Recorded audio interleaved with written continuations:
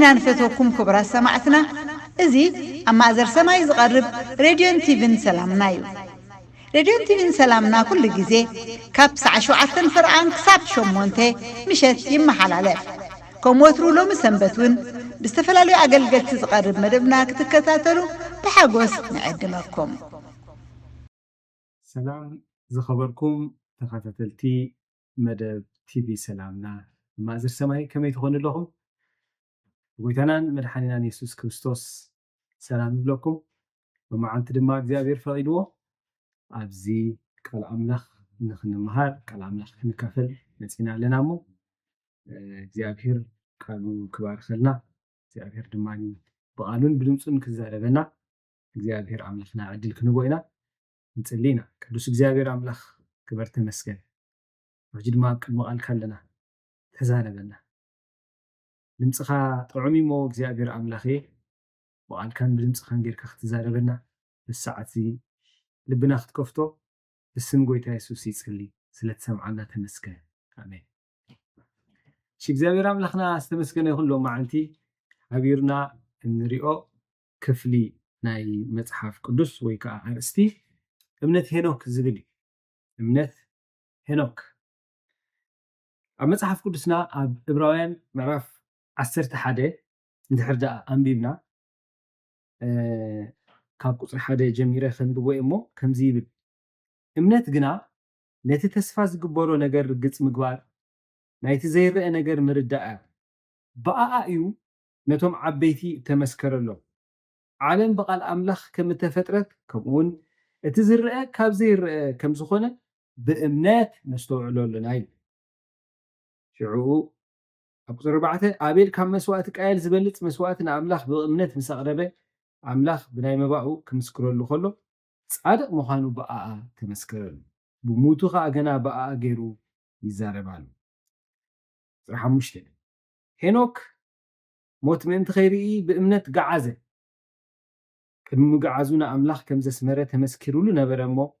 أملاخ سلزق عزو هاي ترخبن بزي أمنة قنانا أملاخ كسمروا أي كألبي تناو أملاخ كم تزدلي نسو كم زلون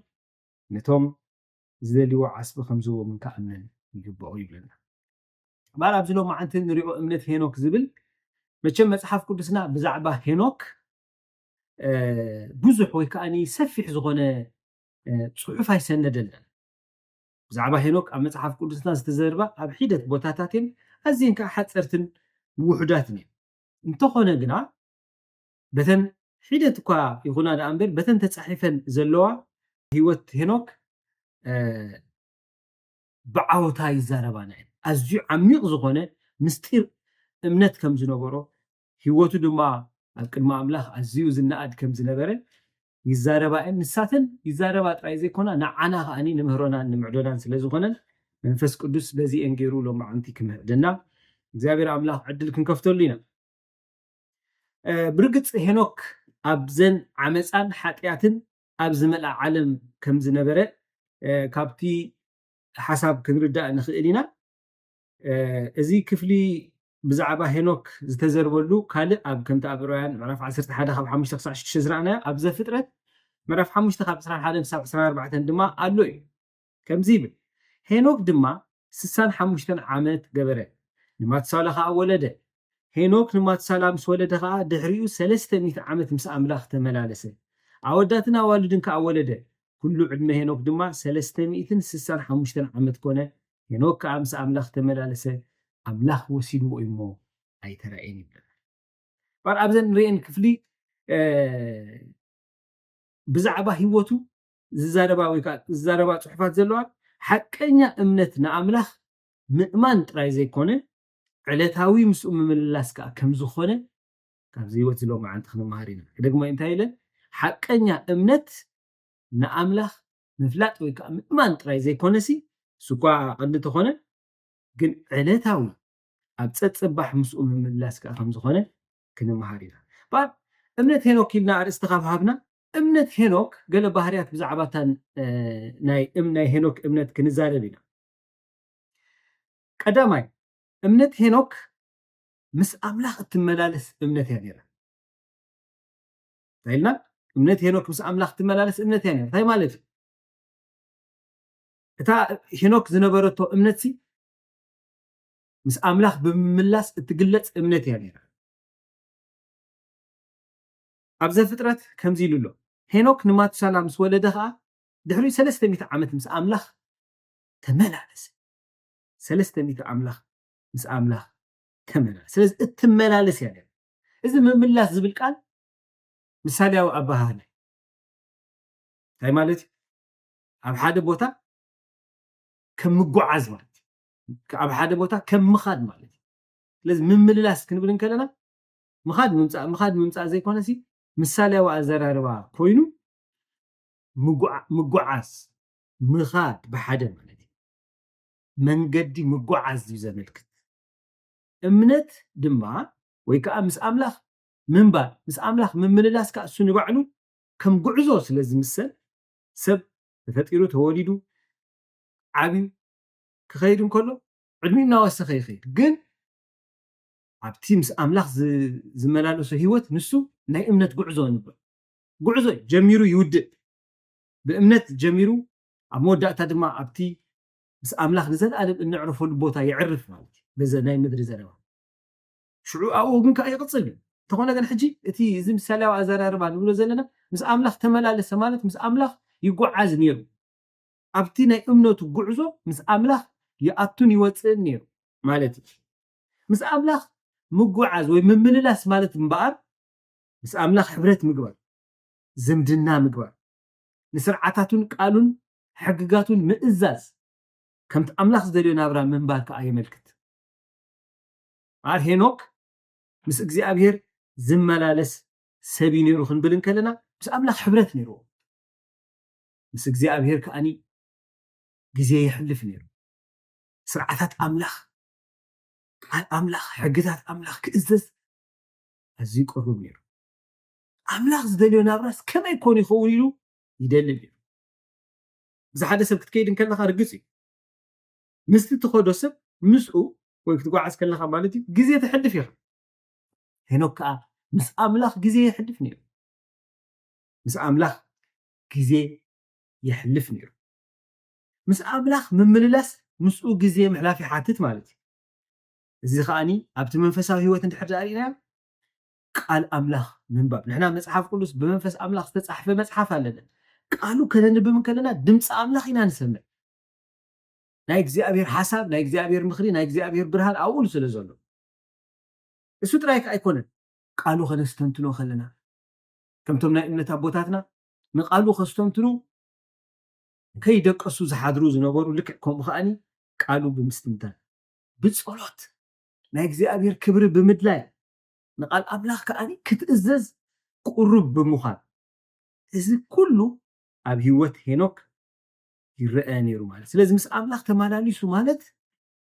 ምስ እግዚኣብሔር ኣምላኹ ገጽ እግዚኣብሔር ኣምላኹ ይደሊ ነይሩ ብናይ ናህና ቋንቋ ተዛሪብና ምምልላስ ማለት ናብ ቤተ ክርስቲያን ምኻድን ምምላስ ወይ ናብ ማሕበር ኣምላኽ ምኻድን ምምፃእን ኣይኮን ኣነ ምስ ኣምላኽ መላለስ ኣለኹ ምክንያቱ ኣብ ቤት ኣምላኽ ይኸይድን መፅእ ኣለኹ ቤተ ክርስቲያን ይኸይድን መፅእ ኣለኹ ማለት ጥራይ ኣይኮን እሱ እኳ ሓደ ነገር እንተኾነ እንታይ ዳ ህላውነቱ ምድላይ ክብሩ ምንፋቕ ኣብ ኣፀድ ቃሉን ጸሎትን ኩሉ ሰዕ ክትርከብ ምድላይ ምስ እግዚኣብሔር ግዜ ምሕላፍ ብርክኽ ኢልና ናይ ኣምላኽ ሓሳብ ናይ ኣምላኽ ድምፂ ምስማዕ ቃሉ ከፊትና ናይ ኣምላኽ ሓሳብን ናይ ኣምላኽ ድምፅን ምስማዕ እዚ ምስ እግዚኣብሔር ምምልላስ ይበሃል ንኣና ሕቶ ምስ ኣምላኽ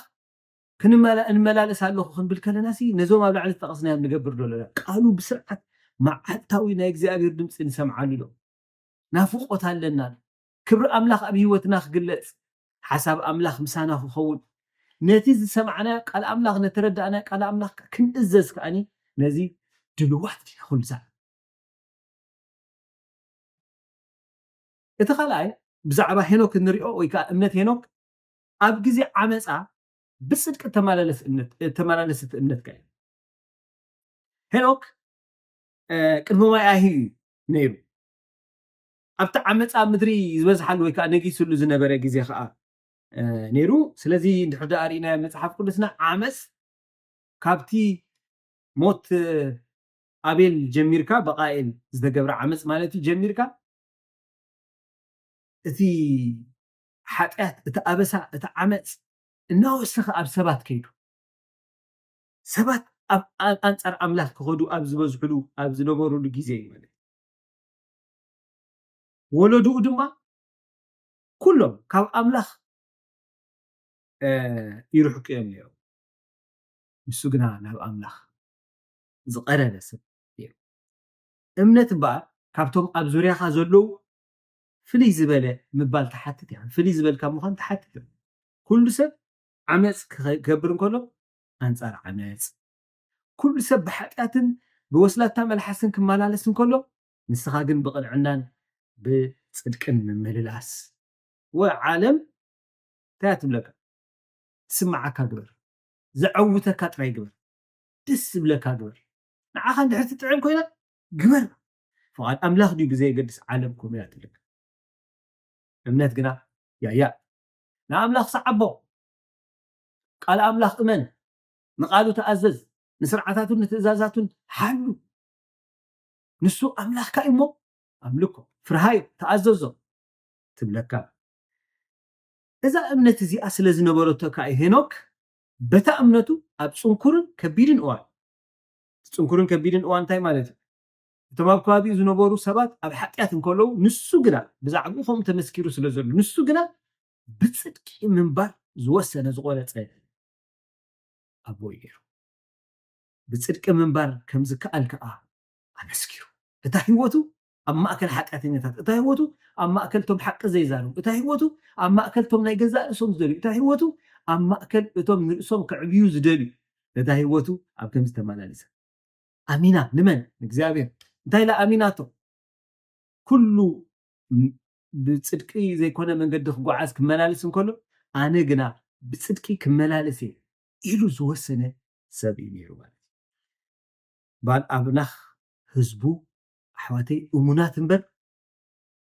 ተፈለጥቲ ህቡባት ክኾኑ ይኮነ ዝደሊ እሙናት እዩ እግዚኣብሔር ዝደሊ ሓደ ግዜ ብትገብሮ ስራሕ ብትገብሮ ዕዮ ኣብ ክትፍለጥ ትደሊ ኢኻ ማለት ፅቡቕ ብዕዮኻ ክትፍለጥ ክትደሊ ክትሓስብ ከለኻ እዚ ህቡብነት ነው ኣምላኽ ግና ዝደሊ ዝበለፀ ዝመርፆ እሙንነት ከም ቃሉ ተተመላለስካ ንዕኡ ኣብቲ ፃድቕ ኣብቲ ባ ሓጢኣት ዝበዝሓሉ ግዜ ንስኻ እሙን ኮንካ ኖ ኣነ ንኣምላኽ እየ ዝኣምኑ ኣነ ምስ ኣምላኽ እየ ዝውግን ክትብል ከለኻ እዚ ናይ እምነት ጉዕዞ ወይ ከዓኒ ብእምነት ምንባር ይኸውን ሂወት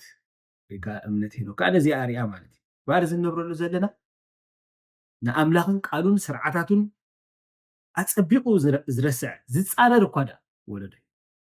ኣብ ከምዚ ዓይነት ወለዶ ኢና ንነብር ዘለና ስለዚ ኣብ ከምዚ ዓይነት ወለዶ ከመይ ንነብር ዘመን እዚ በቶም ዘይኣመንቲ ጥራይ ዘይኮኑ እቶም ኣመንቲ እኳ ብቃሎም ጥራይ ንኣምላኽ ምእማን ደርኢሉ ዘመን ኣብ ተግባር ሓደ ነገር ዘየርኢሉ ዝበዝሓሉ ዘመን ስለዚ ነቶም ከምቶም ብቃሎም ንኣምላኽ ንኣምኖን ንስዕቦን ነገልግሎን ኣለና ዝብሉ ጥራይ ከይንኸውን ካብ ግብሪ ዓመፃ ክንርሕቕ ከም በዓል ሓቂ ዘይምዝራብ ተንኮል ኣብ ሓቂ ደው ዘይምባል ከም ዝጠዓመካ ምንባር ዝረኣየሉ ዘመን ስለ ዝኾነ ኣብ ቤተ ክርስቲያንን ኣብ ቤትካ ኣብ ናይ ስራሕ ቦታኻ ኣብ ኩሉ ዝኸድካዮ ማለት እዩ ብፅድቂ ደው ምባል ያያ እዚኣ ናይ ኣምላኽ ኣይኮነት ኣምላኽ ኣይሰምራን ኢልካ ኣብ ዝኣተኸ ወላ እኳ ኣብ ማሕበር ኣምላኽ ከይተረፈ ማለት ከም ትጥዕመካ ንዓኻ ሽዑኡ ከም ትጥዕመካ ጌርካ ዘይኮነሲ እዚኣ ኣምላኽ ኣይሰምራን እዚኣ ኣንጻር ቃሉ እያ እዚኣ ኣንጻር ምኽሩ እያ ኢልካ ካብ መንገዲ ዓመፃ ክንፍለጥ እዚ ህይወት እዚ ወይ ከዓ እዛ እምነት እዚኣ ትምህረና ብሕልፊ እቶም ኣመንቲ እንበሃል ንክርስቶስ የሱስ ስዒብና ወፈሊጥናዮ ኢና እንብል እዚ ነገር እዚ ብሱር ኣባና ክረኣይ ኣይግባእን እምነትና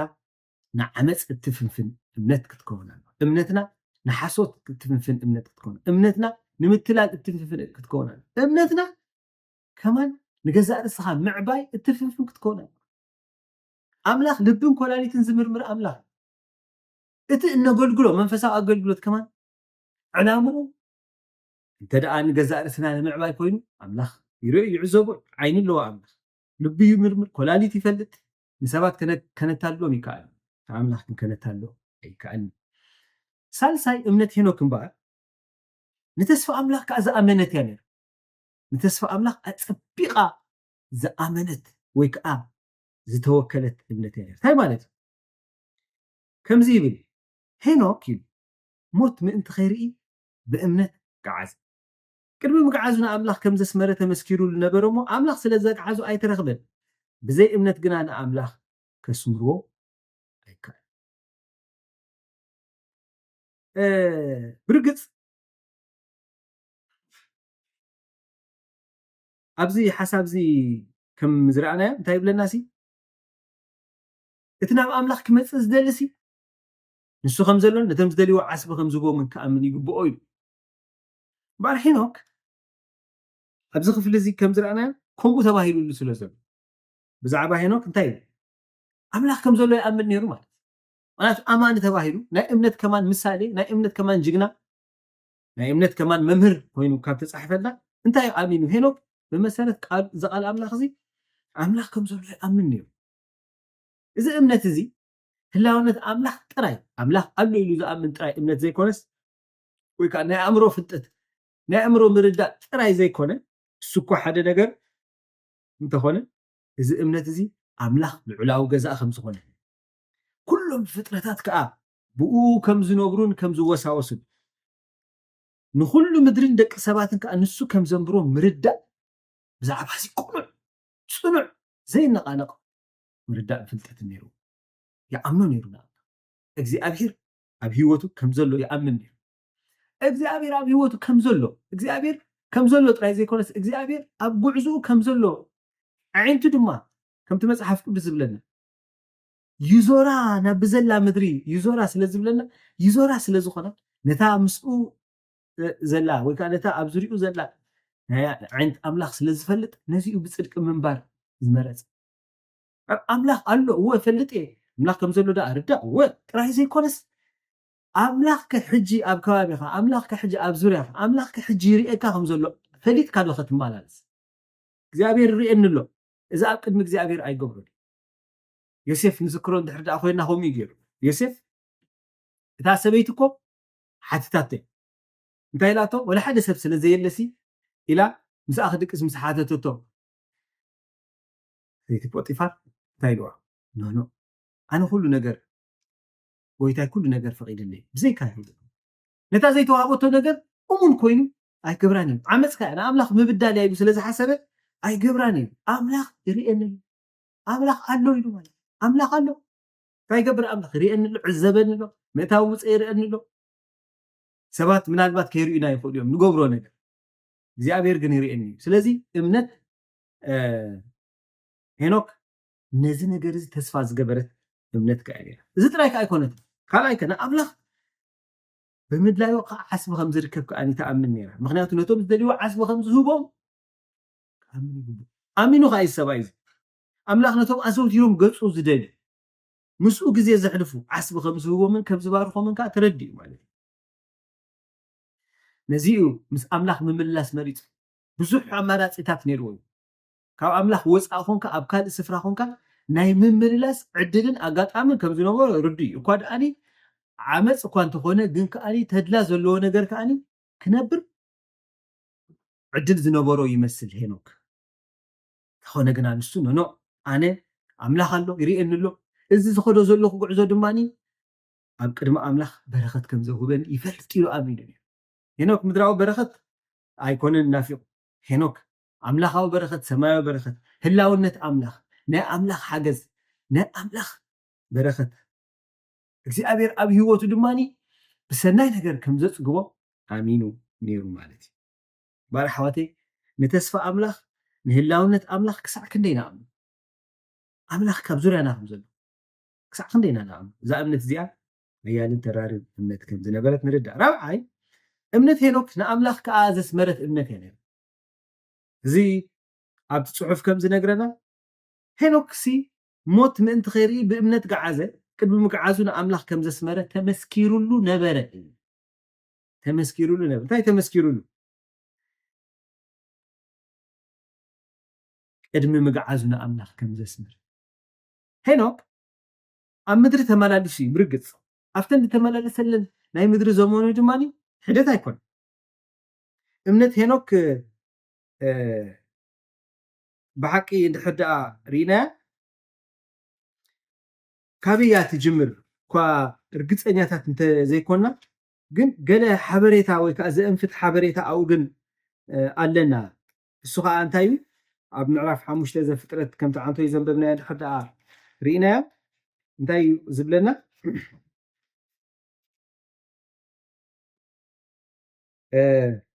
ሄኖክ ድማ 9 ዓመት ገበረ። ሬታ ኣብ 21 ሄኖክ ድማ 35 ዓመት ገበረ ንማቱሳላ ከዓ ወለደ። ሄኖክ ንማቱሳላ ምስ ወለደ ከዓ ድሕሪኡ እዩ ዝብለና ድሕሪኡ 300 ዓመት ምስ ኣምላኽ ተመላለሰ።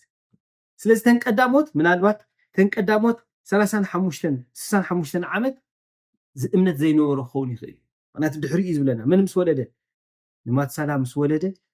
ብድሕሪኡ 300 ዓመት ምስ ኣምላኽ ተመላለሰ። ምናልባት እውን ቅድሚኡ ክኸውን ይኽእል ካልእ ክኸውን ይኽእል፣ ግን እምነቱ ግን ኣብ ሓደ እዋን ጀሚራ ምስ ኣምላኽ ምልላስቲ ኣብ ሓደ እዋን ጀሚራ ከም ዝነበረት ኣብ ጽቡቕ ጌርና ክንግንዘብ ይከኣል እዩ ማለት እዩ። በኣር እምነት ሄኖክ ንኣምላኽ ዘስመረትሉ ምክንያት ንምንታይ ተይልና ኣብቲ ዝተመላለሶ እዋናት ብምሉእ ንእግዚኣብሔር ምእዛዝ ስለ ዘርኣየ ንኣምላኽ ኣሐጒስዎ። እግዚኣብሔር ነቲ ህይወቱ ክሪኦ ከሎሲ እንታይ ደስ ዝብለካ ህይወት ይምሎ ነይሩ ማለት እዩ። ብዙሓት ሰባት ኣብዚ ምድሪ ዝና ተፈላጥነት ዓወት ይምነዩ እዮም። ጽቡቕ ሕማቕ ኣይኮነ። ሄኖክ ግና ንኣምላኽ ምስማር ከም ዕላማ ሒዝዎ ብኣምላኽ ከዓ ተቐባልነትን ተፈላጥነትን ረኺቡ። ስለዚ ፃዕሩ እንታይ ነይሩ ማለት እዩ? ሄኖክ ምስ ኣምላኽ ክመላለስ ኣብ ቅድሚ ኣምላኽ ተፈላጥነት ክረክብ ንኣምላኽ ኣፀቢቑ ምእንቲ ከስምሮ እዚኣ ነይራ ዕላምኡ ማለት እዩ። ካብ ህይወት ዝረኽቦ ዓወት ብምሉኡ ዓወት እዩ፣ ብእግዚኣብሔር ዝተረኽበ ዓወት እዩ። ግን ካብኡ ዝበለፀ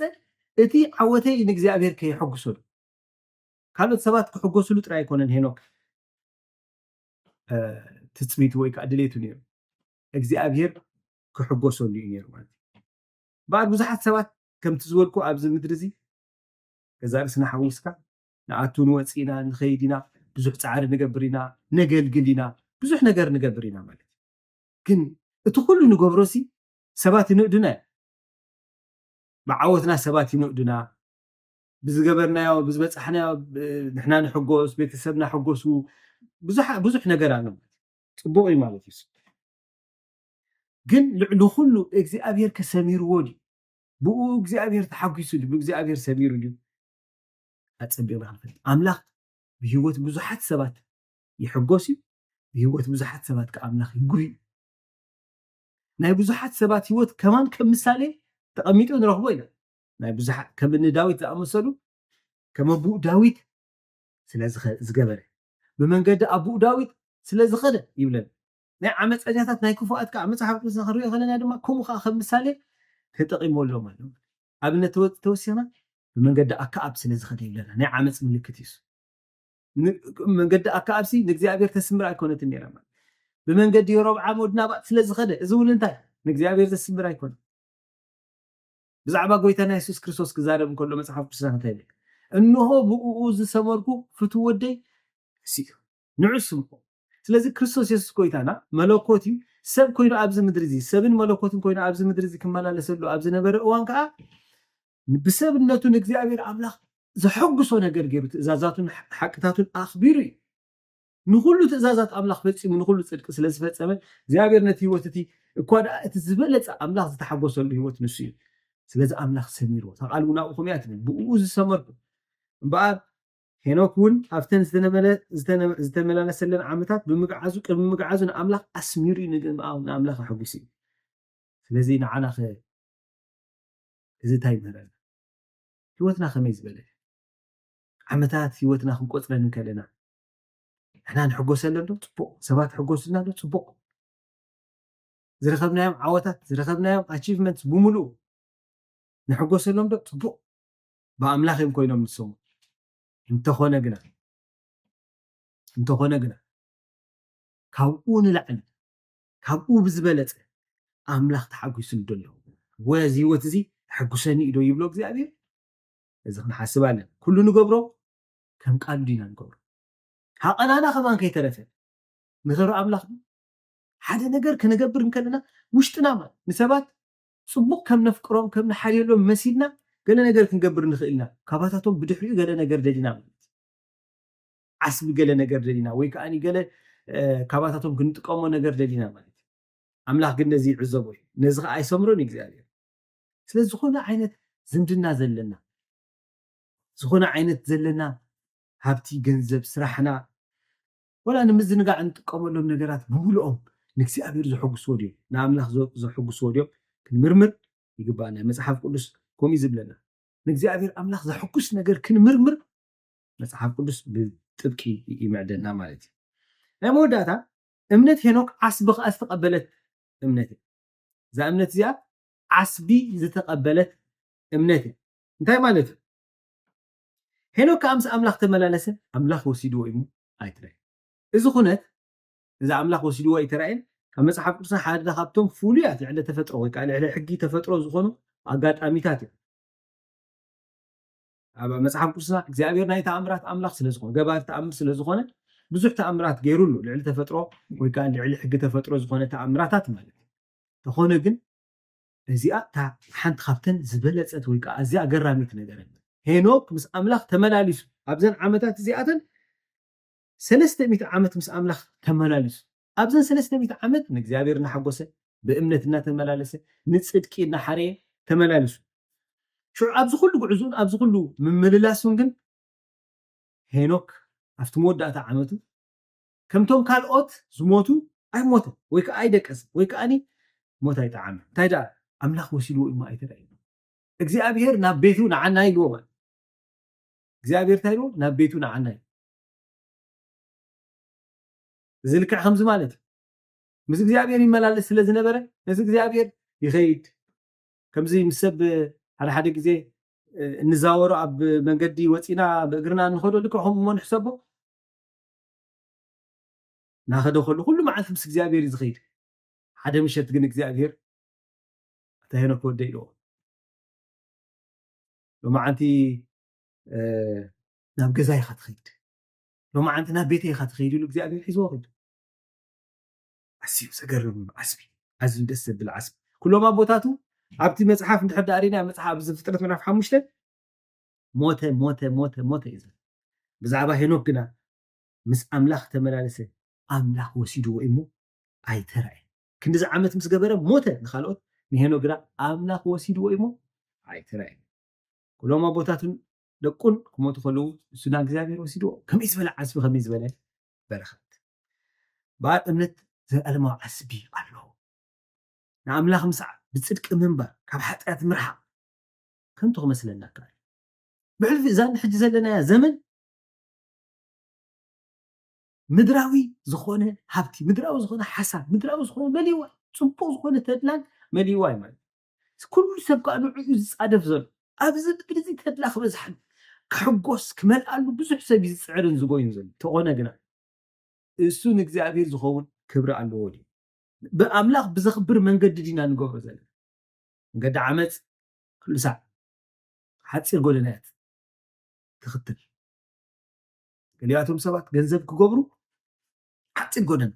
ስርቅን ዓመፅን ዝመልኦ ሓሶትን ምትልላልን ዝመልኦ እዮም ዝገብሩ እዚ እግዚኣብሔር ይፍንፍሎ ኣምላኽ ኣይሰምሮ ገንዘብ ረኺብካ እወ ካብ ኣምላኽ ግን ዓስቢ ትረክብ ካብ ኣምላኽ ግን በረኸት ኣይርከብን ባርና ኣምላኽ ምስዓብ ብፅድቂ ምንበር ካብ ሓጢኣት ምርሓቅ ከምቲ ክመስለና ይከኣል ዝኾነ ግና ኣምላኽ ንእሙንነትና ኣይርስዖን እቲ ንቃሉ ዝገበርናዮ እሙነትና ኣይርስዖን ዓስቢ ይህብ ሓደ ግዜ እዛ ምድሪ ዓመፅ መሊኣ ጥራይ ዘይኮነት ዓመፀኛታት ክትሰልጠሎም ክትርእን ከለኻ ክትጉህን ክትክዝን ይከኣል። ኣሳፍ ከምኡ ኮይኑ ሓደ ግዜ ኣብ መዝሙር 73 እቲ መዝሙር ድሕር ኣንቢብና ራህዋ ረሲኣን ርኡ ራህዋ ረሲኣን ምስ ረኣኹ ቀዳእ ክብሎሚ ምክንያቱ እንታይ እዮም ኮይኖም ንሳቶም ይሰብሑ ዳኣ እምበር ሓንቲ ነገር ከም ዘይኮኑ ሰሪሖም ቀኒኡ እታ ዝቐነኣ ቀናኣት ግን ናብ መቕደስ ኣምላኽ ክሳዕሳዕ ኣብ መቕደስ ኣምላኽ ኣብ ህላውነት ኣምላኽ ኣብቲ ናይ እግዚኣብሔር ክብሪ ኣብቲ እግዚኣብሔር ዝርከበሉ ስፍራ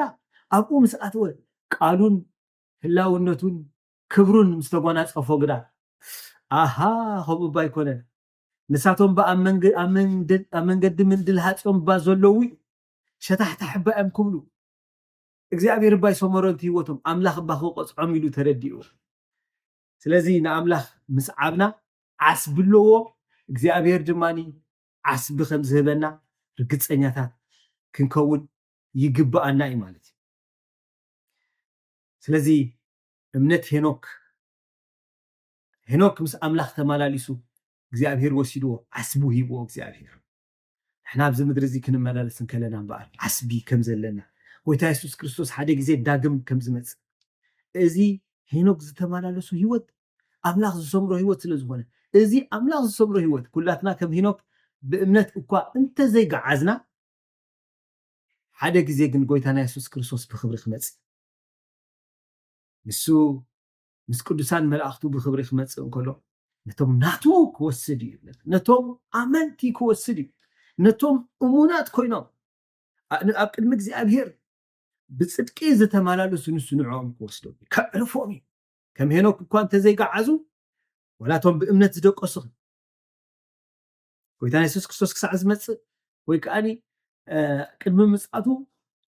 ዝደቀሱ ከዓ ብዙሓት ንዓቶም ከዓ ከልዕሎም ምክንያቱ ብእምነት እዮም ደቂሶም ምክንያቱ ንሳቶም ብእምነት ተመላሊሶም ስለ ዝኾኑ ንእግዚኣብሔር ኣስሚሮሞ ስለ ዝኾኑ እግዚኣብሔር ኣምላኽ ድማ ዓስቦም ክህቦም። ስለዚ ሂወትና እንታይ ትመስል ኣላ ኣሎ ሂወትና ከመይ ኣላ ኣሎ ብኣምላኽ ክትፍተሽ እንከላ ብዓይኒ ኣምላኽን ብሚዛን ኣምላኽን ክትርአ እንከላ ከመይ ትመስል ኣላ እምነት ናይ ሄኖክ ትምህርትና ስለ ዝኾነ እግዚኣብሔር ኣምላኽ ኣብዚሑ ይባርኸና ይባርኽኩም። ነዚ ሎማ ዓንቲ ዝተረዳእናዮ ካብ ሂወት ሄኖክ ዝረኣናዮ ነገር ኣምላኽ ኣብ ሂወትና ከምኡ ዕፅፍን ድርብን ክገብረልና እግዚአብሔር በዚ ይባርኸና። ንሕና ድማ ነፍሲ ወከፍና ድማ ናይ እምነት ሂወት ክንነብርካ እግዚአብሔር ይፅዋዓና ኣሎ። ፅኒልኩም ስለ ሰማዕኹም እግዚአብሔር ይባርኽኩም። ሓፂር ጸሎት ክንጽልይ ኢና። እስኪ ህድእ ኢልና ወኣምላኽ ክንብሎ ኢና። ህድእ ኢልና እስኪ እግዚአብሔር ኣምላኽ ህይወተይ ይፈትሾ ክንብሎ ኢና። ንሕደት ደቃይቅ እስኪ ንሕደት ካልኢታት ካብዚ ናይ ጸሎት መንፈስ ከይረሓቕና ድሓር ክጽልይ ኸይበልና ሕጂ ብዛ ሰዓት እዚኣ እስኪ ንጸሊ ወኣምላኽ ሓደራኻ ክንብሎ ኢና። እዛ እምነት እዚኣ እምነተይ ትኹን ብጽድቂ ክመላለስ ንሓጢኣት ክፍንፍኖ ኣብ መንጎ ዓመፀኛታት እምነተይ ጎሊሓ ክትወፅእ ኖ እትብል እምነት ነተኸስፋ ኣምላኽ እተኣመነት እምነት ንኣምላኽ ዘሐጎሰት እምነት ክትበልኒ ወእግዚአብሔር ይልምን ኣሎ። እምነተይ ክትዛይድ ክትውስኽ መመሊሳ ክትስስን እሞ ዓስበኻ ባኻ ክትቅበል ካባኻ ሃረር ክትብል ወእግዚአብሔር ይጽልይ ኣሎ። ቅዱስ ዘላለማዊ ኣምላኽና ኣዚና ነመስግነካ ኣለና። ከምዚ ዓይነት ኣብነት ዝኾነና ሰብ መምህር ስለ ዝሃብካና ወእግዚአብሔር ኣምላኽ ስለ እምነት ሄኖክን ስለ ህይወት ሄኖክን ነመስግነካ ኣለና። ብሓቂ እዚኣቶም ብኣኻ ጸጋ ዝረኸቡ እዮም እሞ ስለቲ ክቡር ጸጋኻ የመስግነካ ኣለኹ። እግዚአብሔር ኣምላኽ ሕጂ ድማ ንጽልይ ኣለና ክንኣምነካን ክንእዘዘካን ወእግዚአብሔር ኣምላኽ ካብ ኩሉ ንላዕሊ ከዓ ናትካ ናእዳ ክንደሊ ይሓግዘና። ሰማያዊ ኣምላኽና ተስፋ ቃልካ ብምእማን ንሓቂ ንጽድቂ ደው ክንብል ደግፈና። ቅዱስ እግዚአብሔር ኣምላኸ ህይወትና ንክብርኻ ትኹነና። ዘን ሂብካና ዘለኻ ሒደት ዓመታትና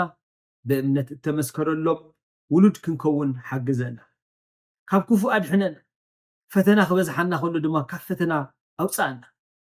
عمت كخون كله زابير أملاخي زتخل لعت نقدميت زوات مسكر أملاخ تزارب كنافر هذنا أي فال كنبد نحاتيات وقت زابير أملاخ ردأنا زلال ما أملاخ بتمسعات ود خايسوس كريستوس بزي حفرتن بزي حفتن كنركب بقول منفس أدلدلنا أمنتنا أبرخ كون أزاي دوني لنا نلمن إزلت قبر لنا نمسكن بقويتانان بمدحنان بيسوس سن آمين እግዚአብሔር ይባርኩም ردي مرقم حديقنا سلدقنا نبصلت نملس حوارا باولوس ابتي اموداتا زمن كفو زمن كم زمت ساعتن كيرنا له سلازي نتا امونغونان امونغو دقنان تفطيلو زلو ناي عدمه غاق نخن ردوم كيكالنا اذانان دقل بنان كفنا نخن سمعهم انتي سلغزا رسنا مخل نصلي بسنك اب كل كرنعات هيوت زغاطمم صاطي وطري فرهي مشقرا كاب زيدديو حدغنيا وسانيتات دحينم قرعون طعين رحق زعلمه هيوت نخمرحو نصليلهم كابتي ابلعلي من اسيات تفنيو زلو منفس ناي رخصت عبدانن قبره سدماونتن كالن نخعقبو نتحقنيا مقد املاح كيرخبو بعرفتي نخملالسو نتي ابز عالم زيا زغزء زلو كفو منفس بنصورا لليوم كامرببو حرا خوينم نتصبق بمدلاي هيوتهم اب تحت منفس قدسن قال املاخن نخغزو نصليلهم كاب تعبيتن تمكحتن ريحقهم نغزا رسوم تحت بمبال نغص عبيتي كفرون كخبرون نصليلهم دغاغيمنا نصليلهم